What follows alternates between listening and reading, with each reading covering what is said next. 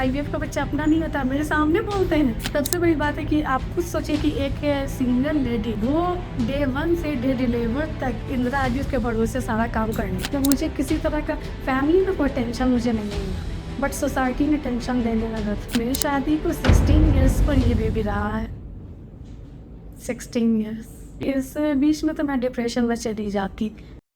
मेरा नाम तरन्नुम है, मैं पटना से ही। मेरे हस्बैंड गल्फ में रहते। मैं सिर्फ शादी के 1 साल तक मतलब इत्मीनान से थी कि होगा बेबी। उसके बाद से 14 ईयर्स से मैंने कंटिन्यू ट्रीटमेंट किया है, लगी रही मैं कि होगा होगा होगा होगा। अभी मैंने 2 साइकिल्स वाला लिया था। तो हस्बैंड को जॉब भी तो करना था, 5 साल तो बैठना पड़ गया था। तो फिर हो रहा था कि अब मैं आऊँगा तो फिर से करवाना है IVF। फिर इनको 2 साल का था, तो 2 साल मुझे वेट करना पड़ता। फिर तो मैंने बोला कि नहीं, एज जा रहा है, एज तो रुक नहीं रहा है, तो इसलिए अब ऐसा करते हैं कि हम लोग चलते हैं, वहाँ जाके बात करते हैं और सीमेंट फ्रीजिंग करवा लेते हैं। फिर मेरे हस्बैंड ने फ्रीजिंग करा के वो चले गए, वो अक्टूबर में चले गए। और यहाँ सितंबर से मेरा ट्रीटमेंट स्टार्ट था, आती जाती थी। फिर उसके बाद मैं अपना अकेले ही आकर के यहाँ पर ट्रीटमेंट करवाती रही। मैं 10 साल तक हाउस वाइफ बन करके रही। इसके बाद जब नई बेबी नहीं हो रहा था और फिर सभी इन-लॉज की शादी हो गई, मैं तो सोसाइटी से कट गई। इसके बाद मेरे हस्बैंड ने देखा कि ये डिप्रेशन में चली जाएगी, तो उन्होंने मुझे बिजनेस करवा दिया।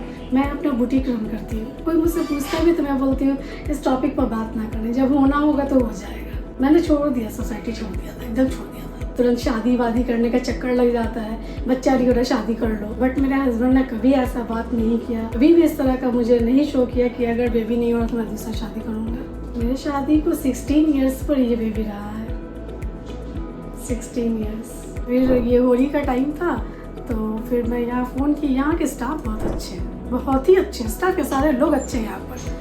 तो उनको मैंने फ़ोन किया कि भैया ऐसी ऐसी बात है, होली का तो बंद हो जाएगा हॉस्पिटल, तो क्या करें। तो बोला कि ठीक है, आप 1 दिन पहले आ जाइए, लेकिन आप घर पर एक बार टेस्ट कर लीजिए। जब मैं घर पर टेस्ट की तो वाकई मुझे यकीन नहीं हुआ था, एकदम यकीन नहीं हुआ था।